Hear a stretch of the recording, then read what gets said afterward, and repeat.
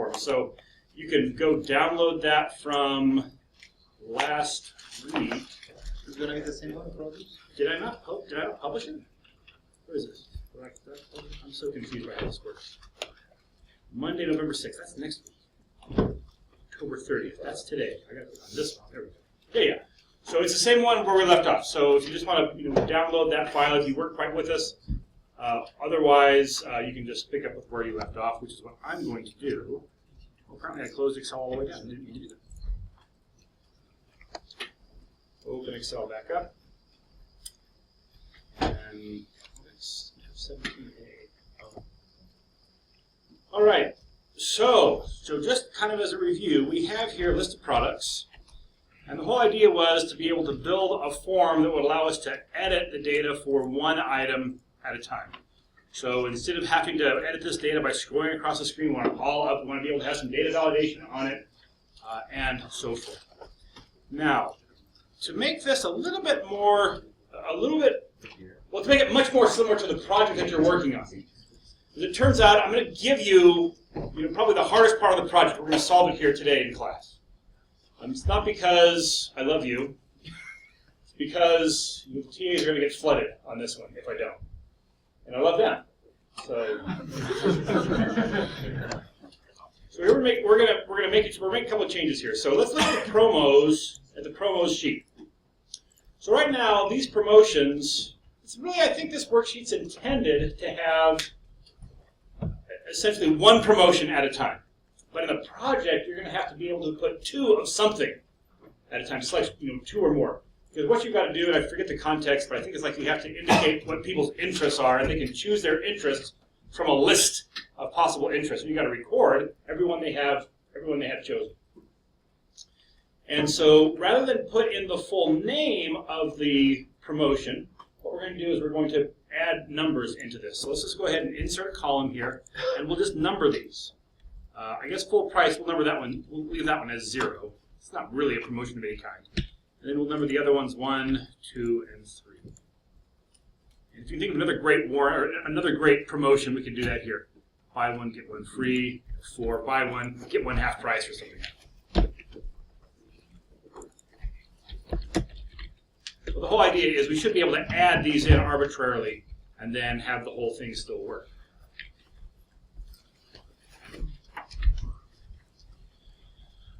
Okay, so let's just go ahead and on the products sheet, let's go ahead and put, why don't we just erase everything from the promotion column. So the promotion column will be blank. And instead of having the text in there, we're going to make it so we put in the numbers, a comma-separated list of numbers to keep track of which promotions we're talking about. If we wanted to, we could come here to the first one and we could say, this is going to have promotion 2, and the next one's going to have promotions 1 and 4. So the idea is comma-separated list to indicate which promotions apply to this particular product at a particular point in time. Are we ready to go? All right. Well, I don't remember what our form looks like, so let's take a look at it. Alt F11, bring that form up.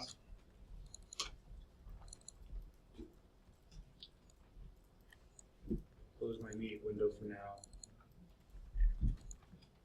Let's just go ahead and run it. So we did already create a list box, which is one of the things that you'll have to do on the project. But right now it's bringing this in as 1, 2, 3, 4, and what do we need? Really, what should we be showing here? Yeah, let's actually show the name of the promotion. How do we want to do this? Shall I step you through this, or shall I just give you a couple minutes to make that change? It's a pretty simple change from where we are. Why don't we take about a minute and see if you can dig into the code and change this list box so that it shows the name of the promotion instead of the number of the promotion. It should be a really simple change to make, but you got to track it down and figure out where the code is and go find it. So we'll start the timer for 1 minute. We usually really have like a minute, 20 seconds. I don't even remember what my timer is. Is there some? Oh, I got it. It's already set for 1 minute. Sorry.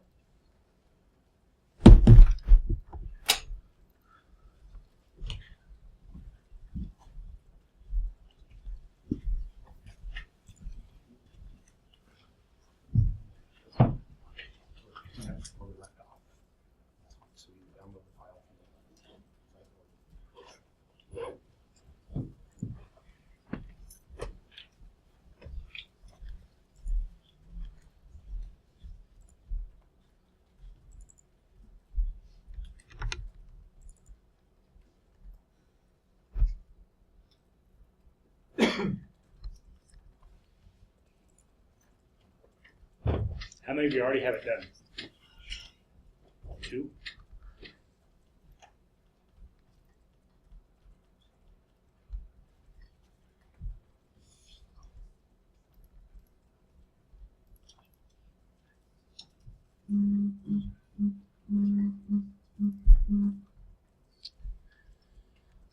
Okay, how many of you at this point are going, I have no idea even where to look for this code?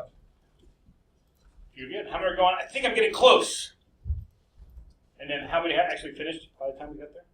So, okay. Question? Oh, yeah, I'm just, I'm having problems. I'm trying to download the workbook from last time. It's not. Oh, is it a Wi-Fi? It's not a Wi-Fi problem. Can you take a look? Super TA. Okay, so first question is, what's going to cause this code to execute? Where is this code? Where are we going to find this code to be able to change it? Think in terms of object and event. What object and what event are going to come together to be able to trigger this code? Okay, let's narrow it down. What object? Yeah, the form itself, and then what event? Going to be when the form initializes, when the form kind of first starts up. And so, you can come and just double-click somewhere on the form, and when you double-click on an object and it already has code associated with it, it's going to pick one of those things. And so, it's coming here to initialize already. So, under Initialize, we're just calling show data. And so, that's probably what it is. Let's see, we did this on error resume next.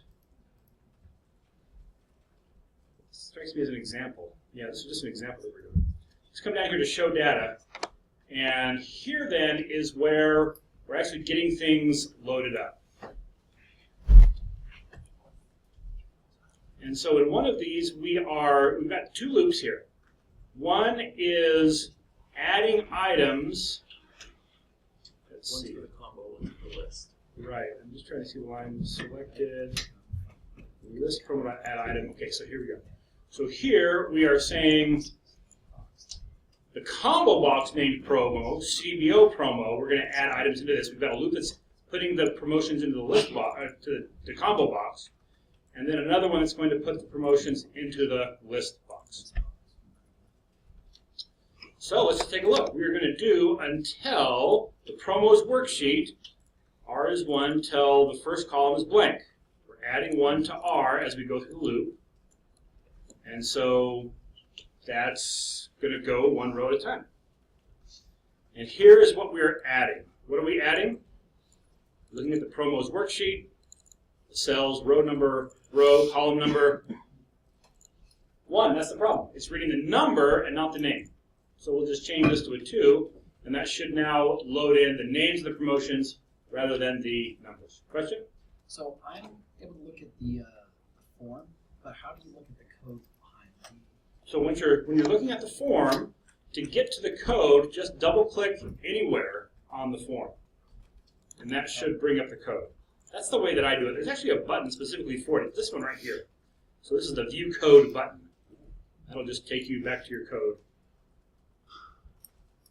Incidentally, all of these windows are just windows in a multi-window interface. So you can, these are maximized, you see one at a time, but using this button right here, you can restore them to their normal size, and then you can see multiple of them at once.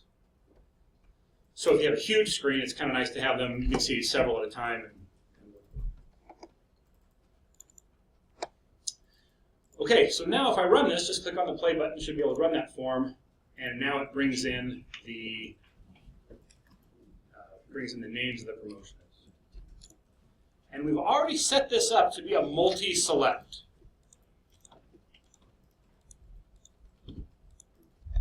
So far, so good. Where did you set it to be multi-select though? So the question is, where do we set it to be multi-select? It's just one of the properties of the object. Let's take a look. So I'll close the form, select that list box, and then find the multi-select property. So there's a property called multi-select, and I've set it to 2, which is the extended multi-select. So that lets you do a click and like a shift click to be able to select a whole block at once. So it's going to be 2? Yeah, it doesn't matter. 1 or 2 will both be fine. The only difference is that 1, you click on and off individually. You click one once to turn it on, once to turn it off. And there's no way to do a whole block. You select them all individually.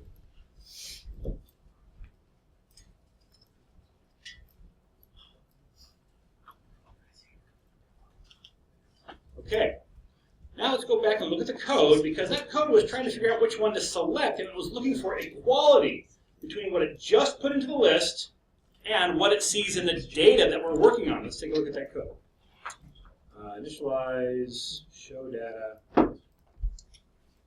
So it says if the one, let's go ahead and, well, it was looking for what was in column 1, and if that equals what's in column 8 of our product sheet, then we go, aha, we had a match. It's time to indicate in the selected array that that item is selected. So remember that both combo boxes and list boxes have a property called list. That's it's an array that is all the items in the list. But a list box also has another property called selected. It's a Boolean array, true or false array, that just indicates if each one is selected or not. And that's what we're doing here. So we've just barely added an item in. We're checking for equality. We'll have to deal with that a little bit differently now. And then if we found a match, then we're saying, we're going to change the selected property of the list box. A particular location in the selected property. And what is this? What's the English way to describe this number?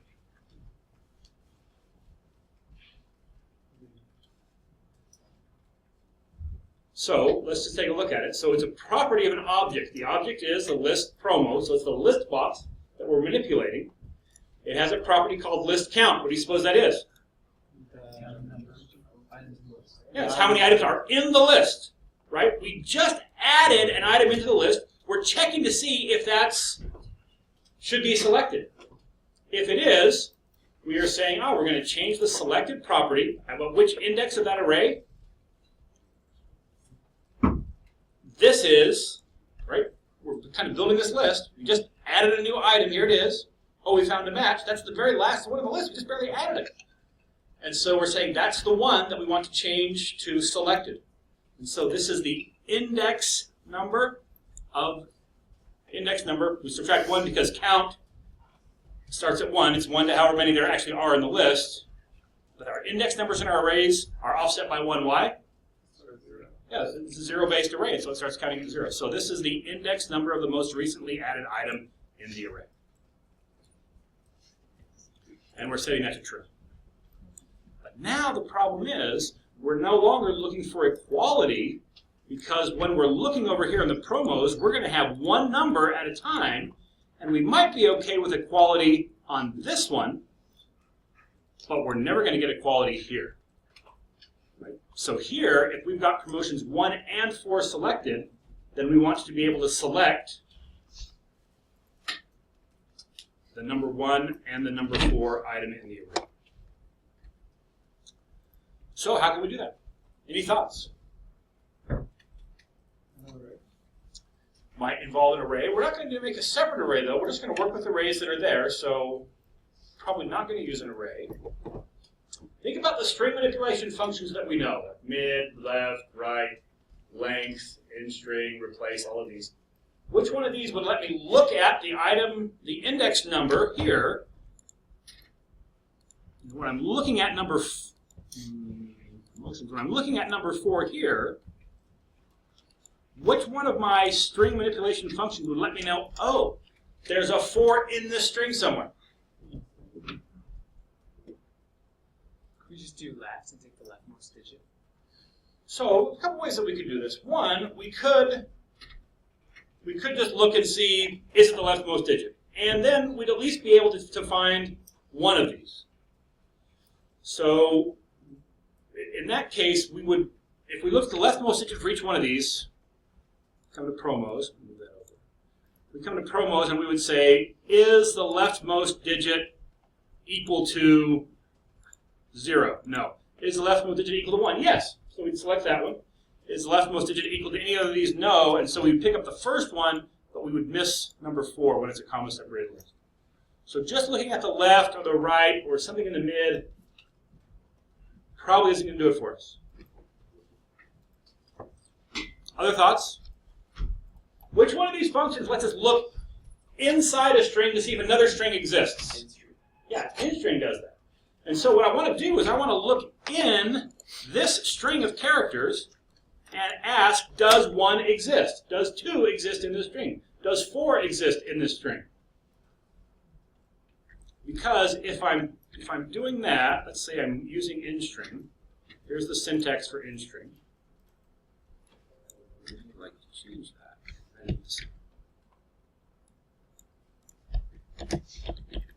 So instring says we're going to be looking at a string, but it wants to know where to start first, which always seems a little bit weird that this is the first argument. But we say start the first character of some string, 1, 4.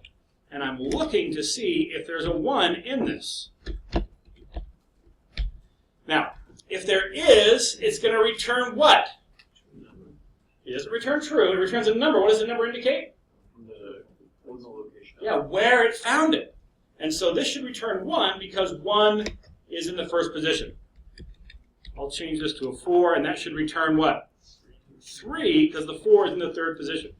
If I was looking for a comma, it would return 2. What if I'm looking for something that's not there? It's not an error. Thankfully, it's not an error. Yeah, 0. So it returns 0 to say it's not anywhere. That's not here. That's how it says it's not there. So how can we tell if it's we don't care where it is. How can we tell if it's in there? What expression would let us know if it's in there? It's greater than 0. Yeah, if that's greater than 0. So when that's a 3 in there, that's false. If it's a 1 or a 4, those will both come out to be true. So if I look at my code, I'm going to say if, just kind of space this over and start building my instring. INSTR. Starting at the first character, looking at what? Am I going to look on the promo sheet, or am I going to look on the product sheet? Yeah, the product sheet is the one that has the list in it. So I'll bring that part of my prior expression in. And I'm looking for whatever I've got on my promos sheet. And that should do it. So if that is greater than 0, then I've got a match. Kind of a long line. And of course, the parentheses are going to be really picky. You've got to have them all just in the right place. So now, each time I add an item into the list, we check to see if that index number is in the list of promotions that are on that product.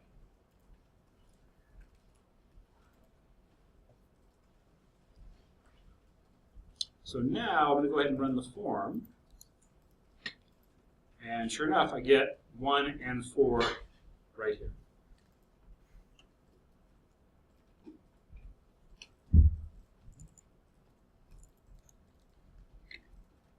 Questions?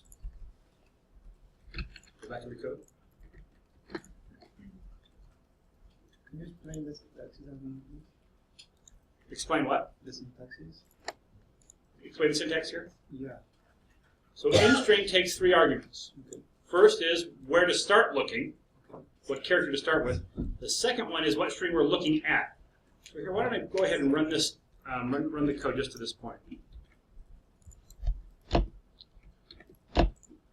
So now, if I look at, we should be on the first time through the loop. So I think we've got just a 2 in the cell there. Oh, no, not the first time through the loop, because we're going on the line that has the data, so we're working on that. So we are looking in this string, 1, 4. That's what is in column 8 of the data that we're currently trying to edit. And we're looking for the value that we're looking on right now, the item that we're trying to add. Which item should we be trying to add right now? Which promotion are we adding? This should be promotion 0. So if I step through this, what will this return right here? I mean, what am I going to come into this if block? Shouldn't, because there's not a 0 in this string. So we skip by that, come around to the next one. Now we should be looking at number 1.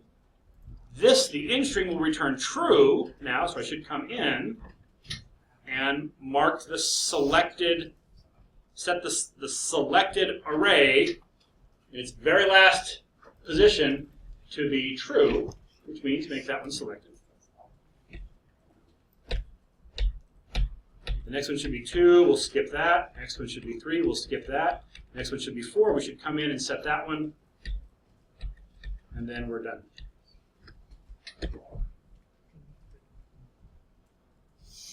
So is that one looking every chart?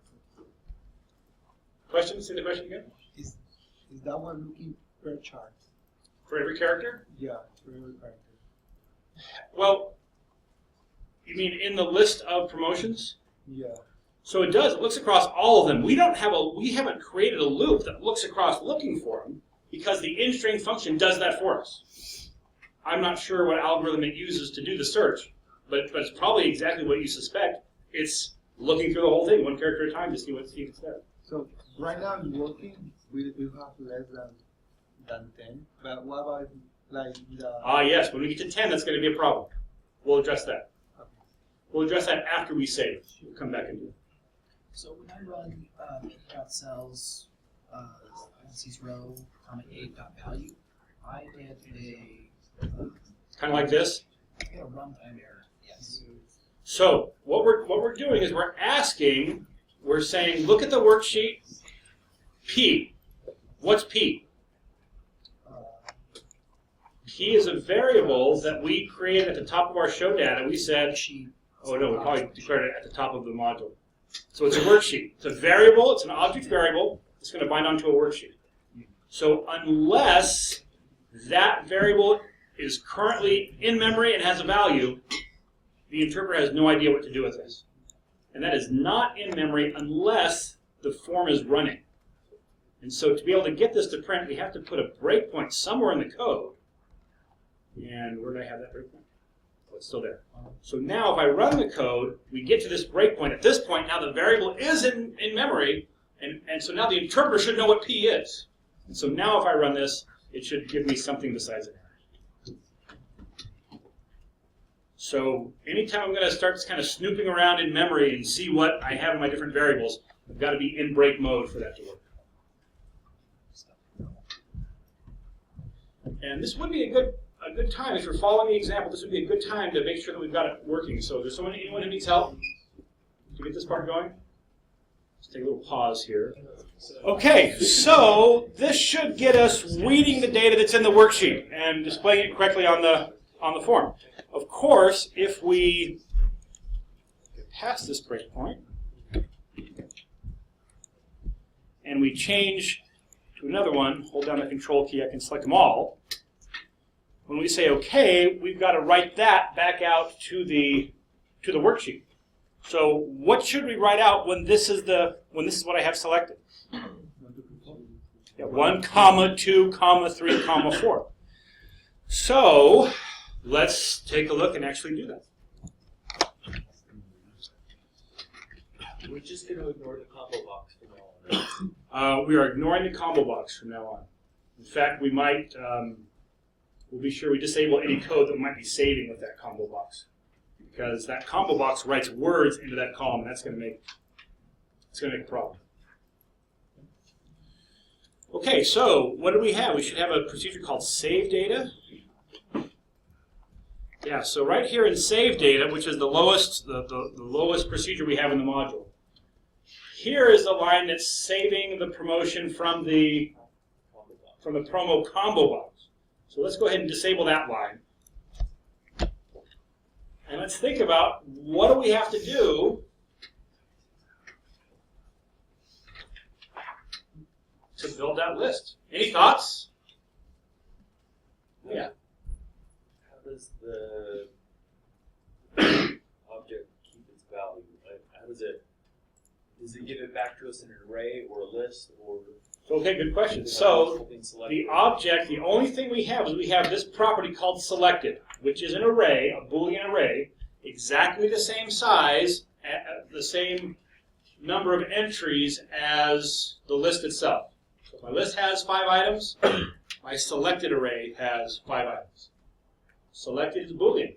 We just have to loop through this array and check to see which ones are true. It's true and false is what's there. So I'm going to, in save data, I'm going to give myself a local variable. So dim x as an integer. So we declared a variable. It's here at the top of save data. I'll come to the bottom of it. Truth is, it doesn't matter where I put it, but I'm just kind of going in the order in which we built these. I'm now going to say for x equals 0 to the name of my object, LST promo, dot, and there's a property that tells me how many items are in the list. It's called the list count. Now, if I have 5 items in my list, what's my list count going to be? 5. It is the number of items in the list. What's my top index in my array going to be? 4. So I better go from 0 to 1 less than the list count.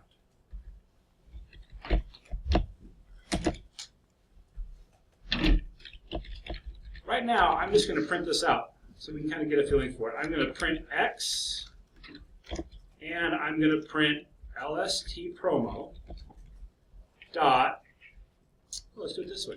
I'm going to print LST promo dot list sub x and LST promo dot selected sub x.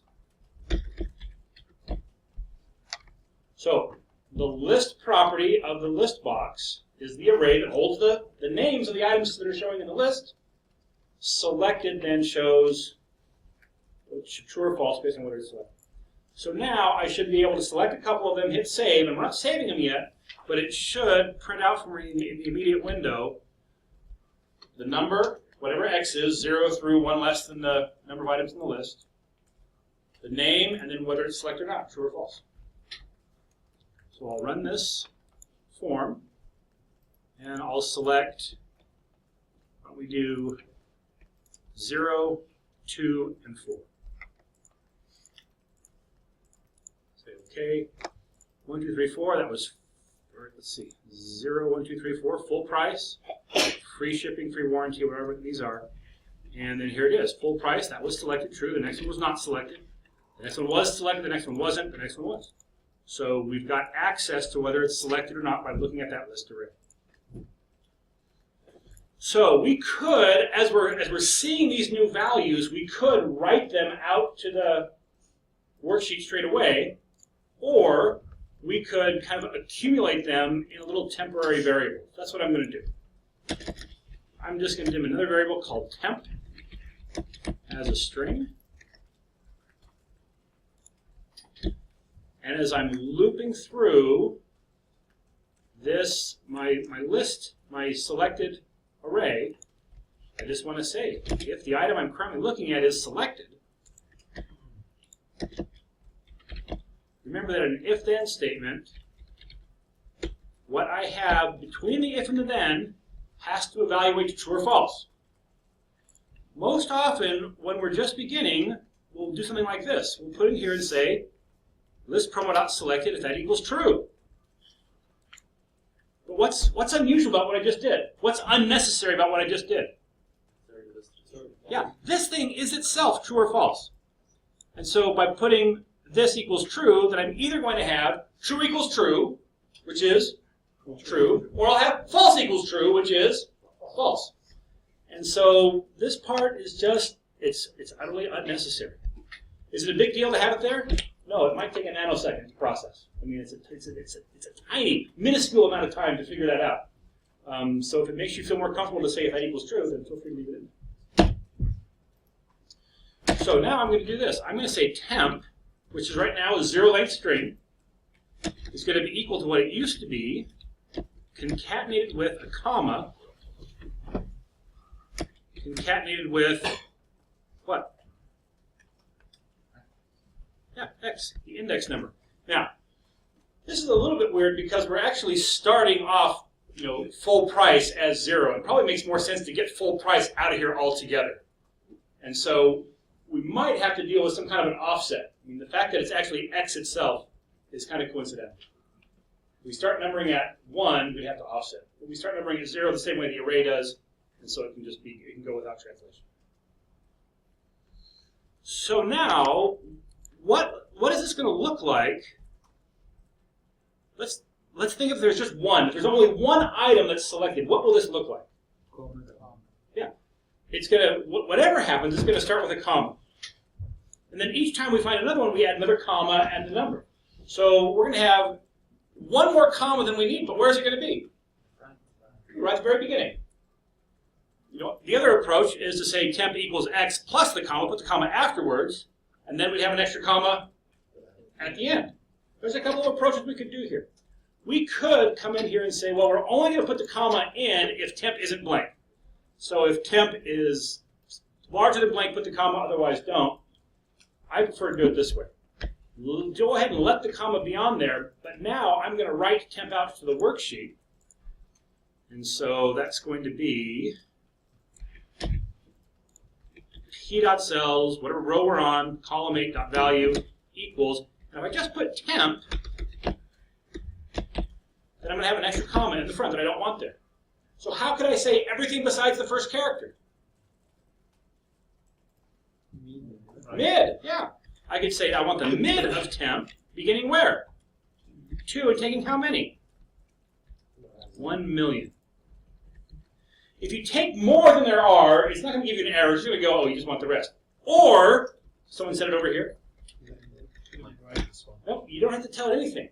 That last argument is optional. And if you don't give it a value, it goes, oh, you mean tell the rest of the string.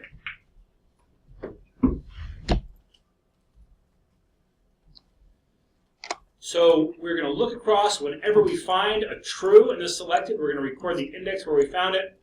And we'll accumulate that with a prefixed comma. And then we're going to go ahead and display everything but that first comma.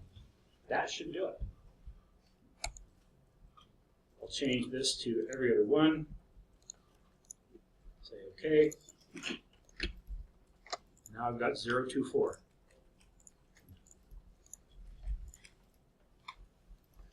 Now, this is OK until I get 10 promotions. And then I have a problem. Actually, in this case, I'll get 11 promotions. Oh, no, until I get 10 promotions. No, 11. Anyway, let's take a look. Yeah, the problem's going to happen on the 11th. So if I have promotions in here, this is promo 5, or promo plus 5.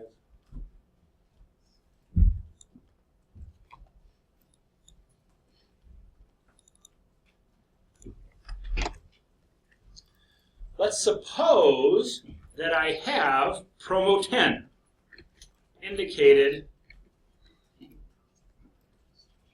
Let's go ahead and do it. I'm just going to put promo 10 on some particular product. And I'm going to run my code. So what have I done? I've given myself 11 promos numbered 0 through 10. And I've put promo 10 here. And let's see what our system tells us about what's there.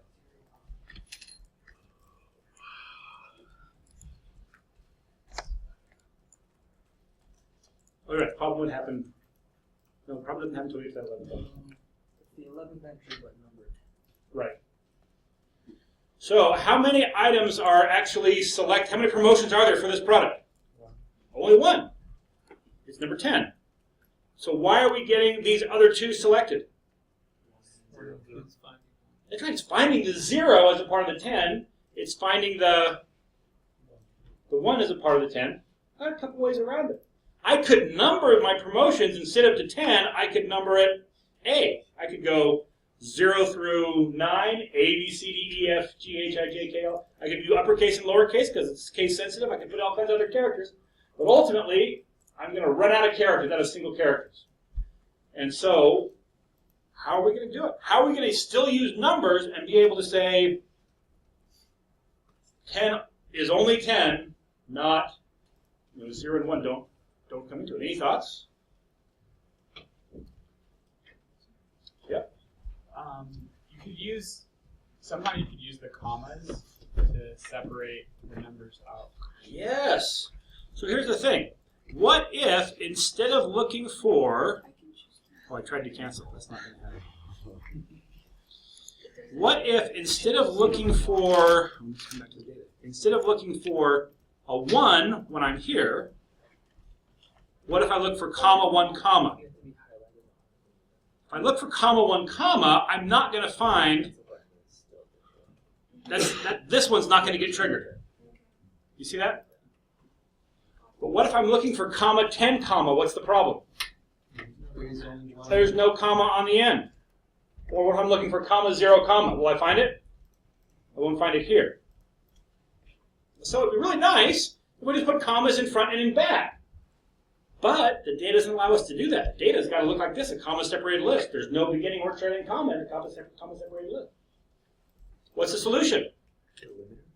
What's that? Delimit. Delimit. You have to delimit the comma to make it into an array. Can't quite hear you. I said, like, if you use the delimit function, you could like say delimit the comma and it makes an array. Oh, I could split it. I could actually split this thing out into an yeah. array. Yes. Sorry. There's a function in VBA called split that will do that in VBA. And so I could do that. I could say split this thing into an array of values based on a comma and then loop through that array. That's uglier than I want to do. This is kind of ugly too, but you can do an or statement where it's like the number and a comma, or a comma and a number, or a comma, number, comma. So that won't work. This idea of, if I'm just looking for, because if I'm looking for just comma 1, I'll find it here in the middle as well. So that won't help us. So what if we take that value and we make it as a string and we add a comma at the beginning and the end? Yes. So let's take a look. We don't have to actually have that comma in here. It's just when we're doing the end string that the comma needs to be there. So let's come over here and look at where we're looking. There's save data. Here's show data. Right here is where, this is going to get a little bit ugly, but right here is where we're checking to see, is the value that we're seeing in the promos sheet in the list of promotions on that product? And so I'm going to do two things here. Instead of just searching for that value, a 1, I'm going to search for comma 1 comma. And I'll do that just by concatenating a comma right in here. Quote, comma, quote, and %. So right in front of what I'm looking for, I'm putting a comma in front of it, and I'm going to put a comma on the end of it. So now instead of just looking for 0 and then 1 and then 2, I'm looking for comma 0 comma, comma 0 1, comma 0 2, comma 1 comma the next time, comma 2 comma the next time, and so forth. And that will work for most of the time unless the volume I'm looking for is the very first one or the very last one. Because what I've got here is something like this. I've got 0, comma 2, comma 4, 0, comma 10. And so if what I'm looking for is 0, comma 0, I'm not going to find it here. So what does this need to look like while I'm searching? 0. It's got to look like it has comma in the front and the back. So now if I'm looking for a comma 0 comma, I'll find it. I can use that comma to separate the values that I'm looking for. And so that just means that when I'm doing the search, I'll do the same thing here, right? I can concatenate a comma onto the front and the end of what I'm looking for, and then I'll just do the same thing for what I'm looking in. That is a really ugly line.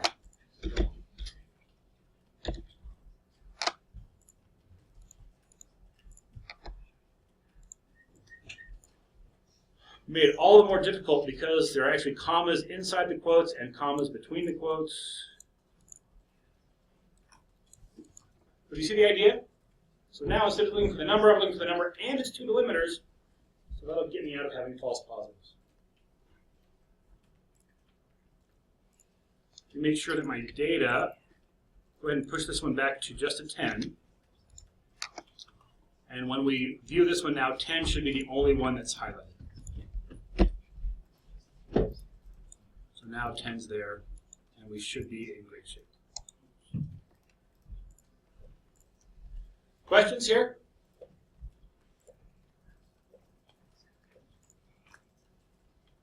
It is exactly analogous to the hardest part of the project. So I'm taking through it once, have it on video. The grades may be too high this semester. What am I going to do about it? I'll help you out. You'll help me out. Thanks. Questions?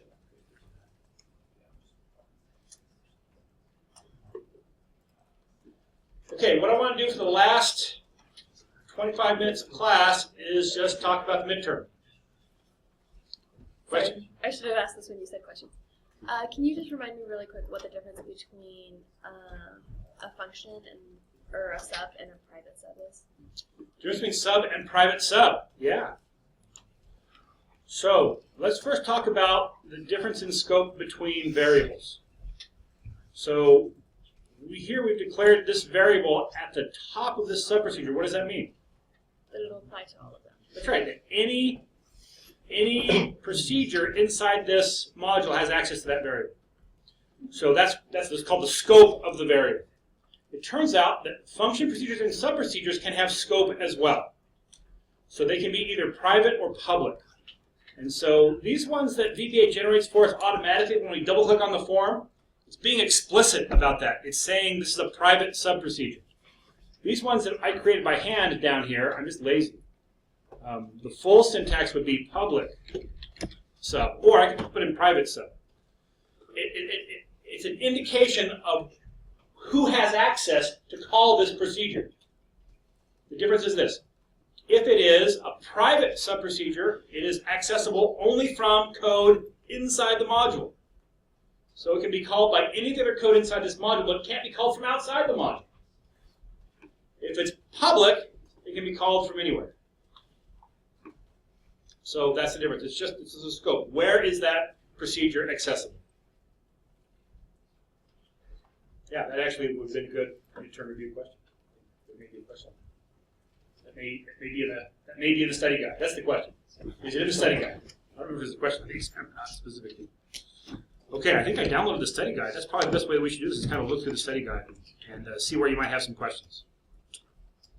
Midterm study guide. Should I do this on the video? I guess I don't have a problem doing this on the video. So I'm just curious, and you might have already said this. Is the book or the test open note?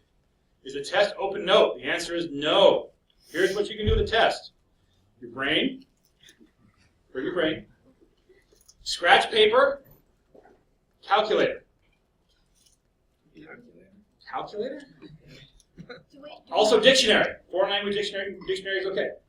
Well, English language dictionary, whatever. Any dictionary gets to be okay. Well, I don't know if the dictionary of VBA probably isn't okay, but language dictionary would be okay. So yeah, calculator. Here's why calculator would be helpful. So I tell you here in the study guide, there's two fundamental kinds of questions. They're totally different from each other. First one is kind of normal multiple choice question. In the following code segment, what does font refer to? We look at this and font. Well, first of all, let's see if you can tell me, what do you think font is? We've got object, property, method, object and a property, whatever. What is this? Property. Okay, so I look at this and I say, aha, there's a dot before it. So that means whatever came before that dot's an object. So that gives me only two options here. Property or method. Property or method. Now, here's the trick though. There's a dot after it. What does it mean if there's a dot after it? Yeah, whatever comes before it is identifying an object. So this is an object and a property. Both. Well, you won't miss this one because I gave it to you here in the study guide. Yeah, you also said that it's also method. on the answer sheet. So H is also the answer. Oh, did I say that? Answer sheets. Do we have an answer sheet? Yeah. Yeah, it's a back.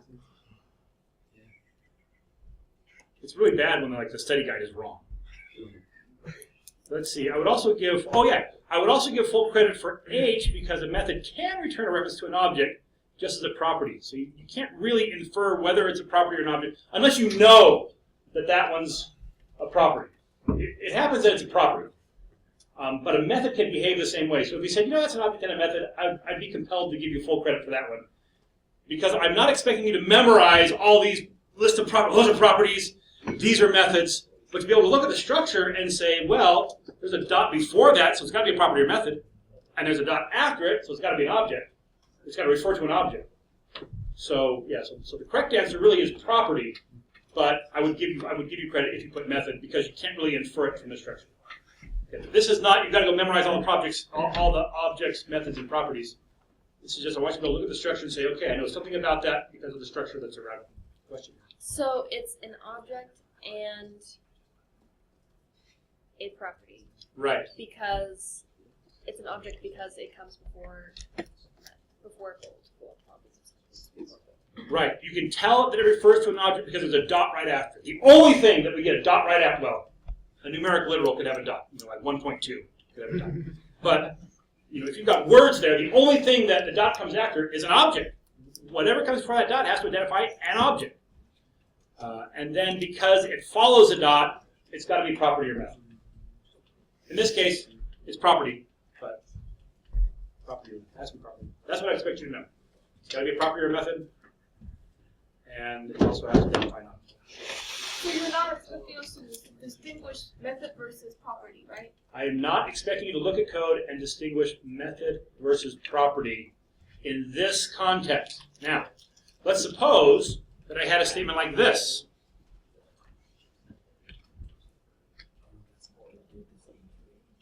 Right here. Activate. What is that? Method or property? Well, first of all, what's P?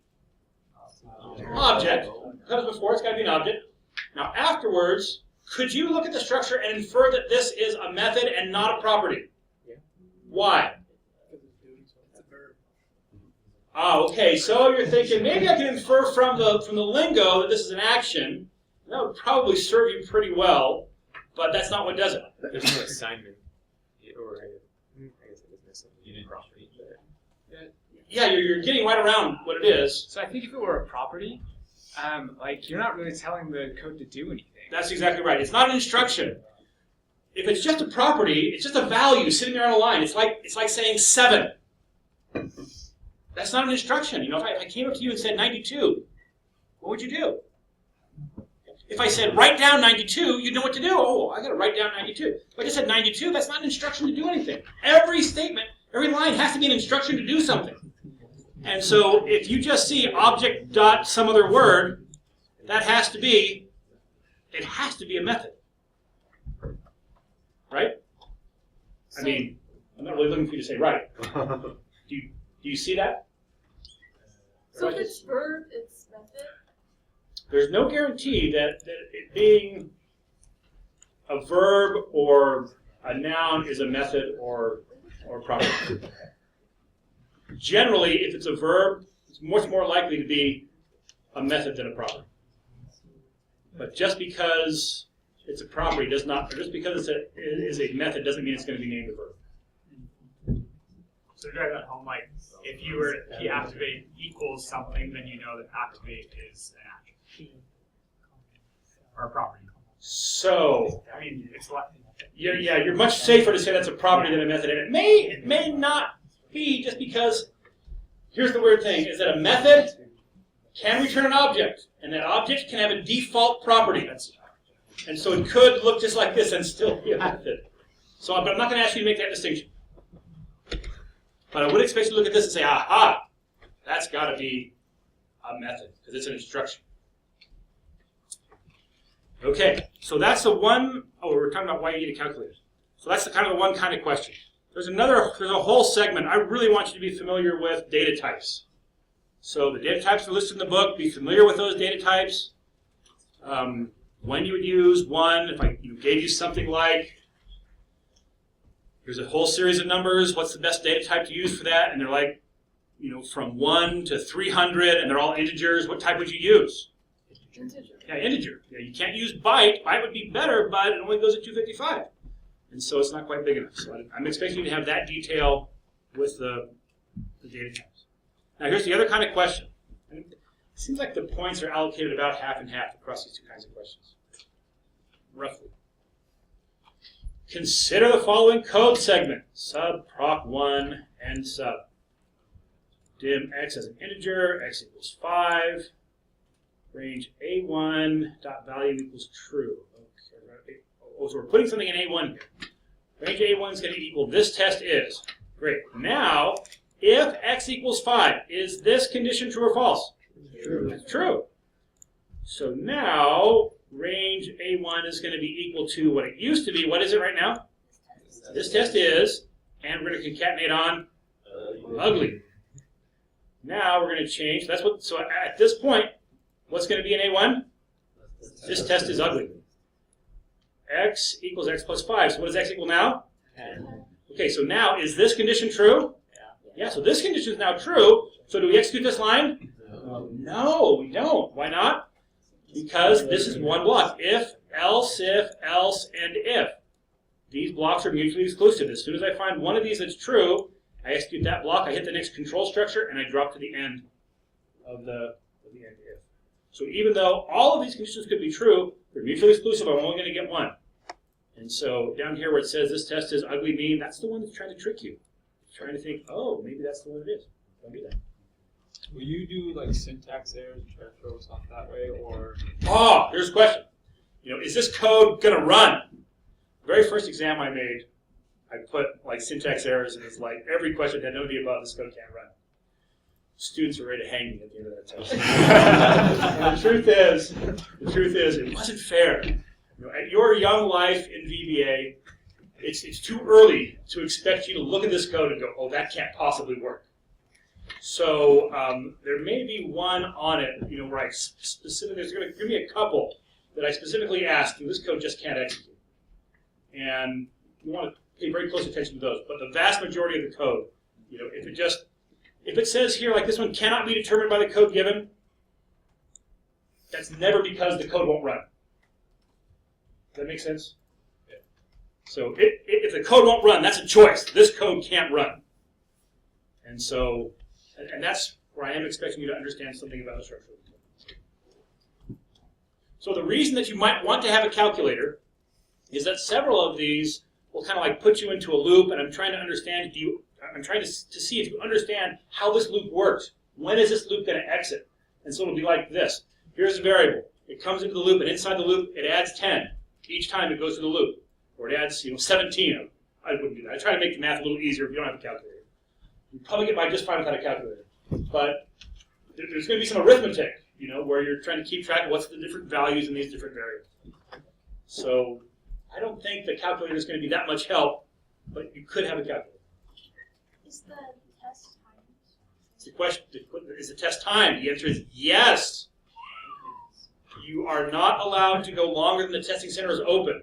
So get it first thing in the morning, you've got like 9 hours or 10 hours. How long do you anticipate taking? I think the median time on the exam is like usually around 40 minutes.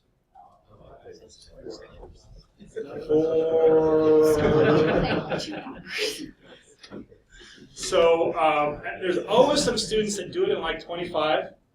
There's always some that take 3 hours. It's like, I enjoy this test so much. I really want to savor it. Bring a sandwich and whatever. So. Is there a late day where we have to pay a fee? Yes. I think I have that all in the schedule. So, is it in the schedule? No, I mean, when I clicked on the midterm, it didn't say anything about a late day. You just go to your exams on the testing center website. Yeah. That's where I go. Well, I guess that's right. I see when I configure the exam, that's where I see it, where it says late day starts here.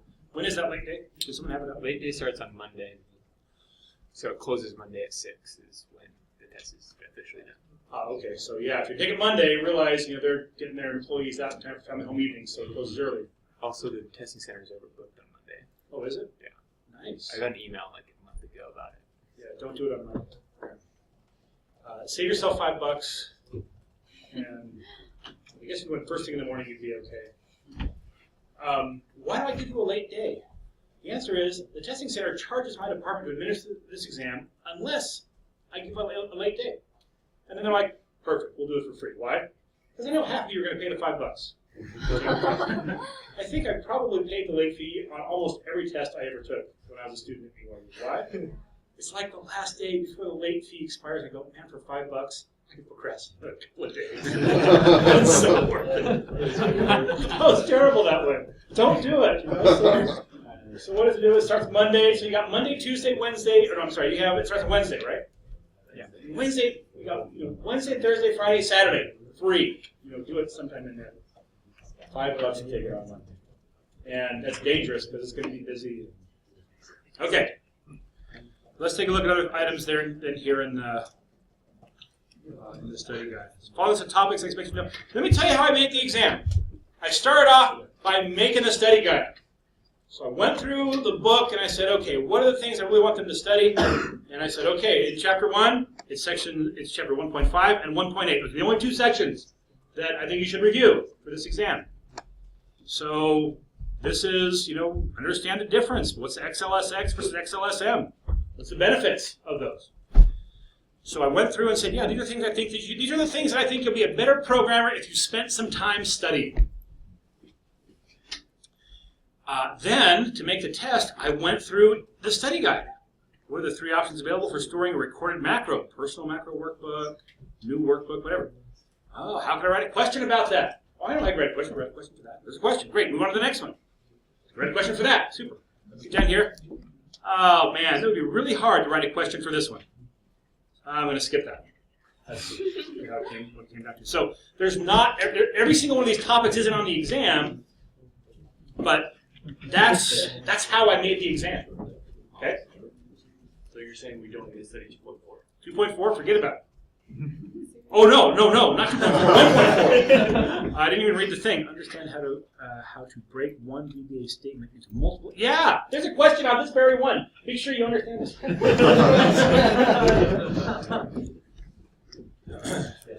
That's a really easy one to write a question for. That's what's there. It's all about how hard the test was to make. So I'm not trying to make the test hard. It's all about, can I write the question easily? That's the rule. Okay. How do we want to do this? We've got 10 minutes. Do any of you have specific questions? It sounds like some of you have actually spent some time looking over the study guide. Now we can just kind of go through them and I can...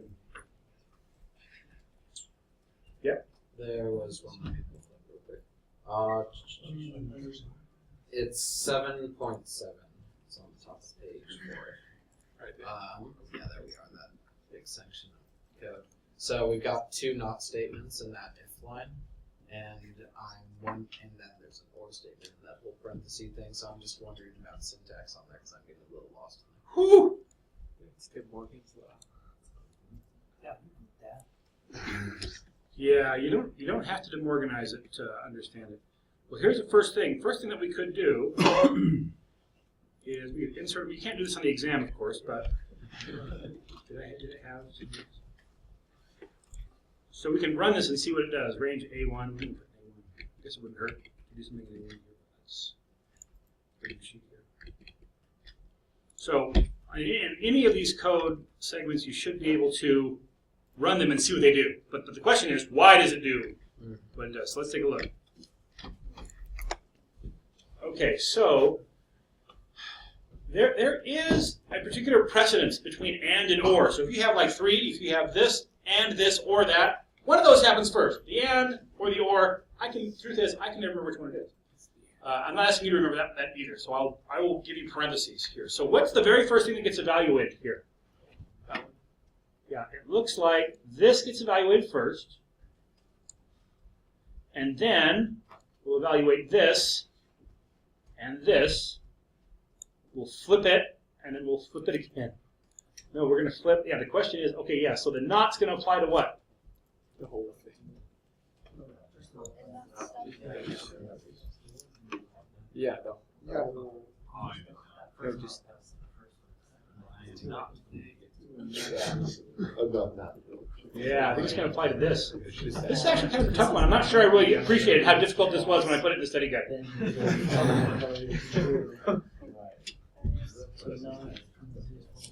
Yeah, the not's going to apply to this. So what is this? X is, so let's see. Y greater than Z is false. X is 2. Z Or X is 100. X plus Y, so that's true, but it's not. So it's Hold on a second. Y is what, 50? And this is 200? Yeah. Okay. So Z, is Z greater than these two put together? Yes, so this is true. So then this is false. If I were solving this on the exam, I would write this thing out on paper, and I'd kind of bracket it up. I'd say, okay, this part right here, true. Then with the not, I'd draw a block on that and go, this part's false. And then I'd say, oh, take that with this one. So this part is false. This part's false. This part is false. False. So this is false or false, which is false. So the whole thing is True. true. And that's what we saw. We saw hello. So yeah, that's kind of a difficult one. So that not supersedes whatever it is, and just flips it. Not just flips it, right? So not true is false. Not false is true. So, and so I think if we go back to the study guide on this section, be familiar. The first three logical operators in 7.2. That's probably not and or. There's other ones, exclusive or, and others that I've never ever used in my life. They're presented in the book, for like completeness. Just the other day, I was thinking, oh, I should use exclusive or for this, but it wasn't. It was something else that I needed it for. Okay, other questions? Yes. There's no forms on this test, and there's also not arrays, it looks like. I haven't looked at it too deeply, but it looks like. Yeah, without forms and arrays, we could have had the test earlier. Maybe I should adjust that. I think what happened was I needed some more content for the final exam, and so I pulled both forms and arrays into the final. Okay. I think that's what I did. I don't know. If it's not in the study guide, it's not on the test. That much I can tell you for sure. Okay. Answer a simple question. Oh, here's the answer. That was the last one. Chapter 14, the for next loop. If then, U case, L case. I'm telling you the functions I want you to be familiar with. Is in string here? I didn't give you in string? He doesn't talk about in string. Operators. What is an expression? Understand what the term expression means. I say this is an expression. What is it? That's assignment. So if something equals. Oh, I'm sorry. It could be. It could be. Yes. Yeah, but doesn't that you have expressions? All kinds of expressions that don't have an equal sign. If statements and loop statements. So we use expressions in if statements and loop statements, but that's not what an expression is. Here's an expression. An expression is any segment of code that can be evaluated to a single value. So whatever it is, if we at the end of that we go, oh, that's 7, or oh, that's Fred. That's an expression. There's a specific kind of class of expression that's called a logical expression, true or false. That's also called a condition. So if we say condition, that's a subset of expression that's just equals true or false. I'm not sure if that's here. But understanding that term is a good one to know. Different data types here. Anything else? I am totally not opposed to dismissing class 3 minutes early. All right, thanks for coming. Class dismissed. Oh, by the way, I'll be out of town from like 1 minute after class ends on Wednesday until Monday morning. So if you need to see me between now and then, do it before Wednesday. As I mentioned that roundtable, the first council in general. So you're coming. I don't want to be around.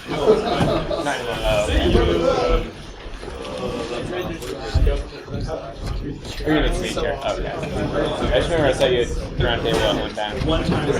Yeah, one time. See you later. Have a good one. Yeah. As den leaders, it would be a good idea. So.